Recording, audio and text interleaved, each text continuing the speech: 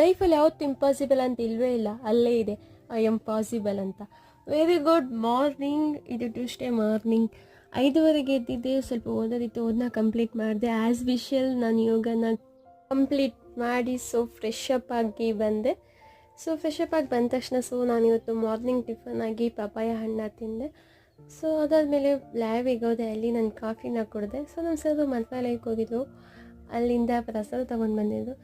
ಅದನ್ನ ತಿಂದೆ. ಅದಾದಮೇಲೆ ಪೇಷಂಟ್ಗಳನ್ನೆಲ್ಲ ಅಟೆಂಡ್ ಮಾಡಿ ಮನೋಜವ್ರಿಗೆ ಬಾಯ್ ಮಾಡಿ ಬಸ್ ಹತ್ತಿ ಕಾಲೇಜಿಗೆ ಬಂದೆ.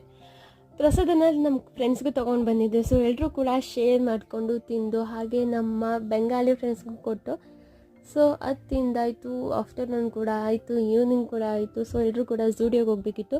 ಝೂಡಿಯೋಲಿ ನನ್ನ ಫ್ರೆಂಡು ಪರ್ಫ್ಯೂಮ್ ತೊಗೋಬೇಕಿತ್ತಂತೆ. ಅವಳು ಟೆಸ್ಟ್ ಮಾಡಿ ಯಾವ ತೊಗೊಳ್ಳೋ ಅಂತ ನೋಡಿ ಪರ್ಫ್ಯೂಮ್ ತೊಗೊಂಡು ಫೈನಲ್ ಇವತ್ತು ಐಸ್ ಕ್ರೀಮ್ನ ತಿಂದಿದ್ದೆ. ಏನು ಮಾಡ್ತಿದ್ದೀನಿ. Thank you, love you all.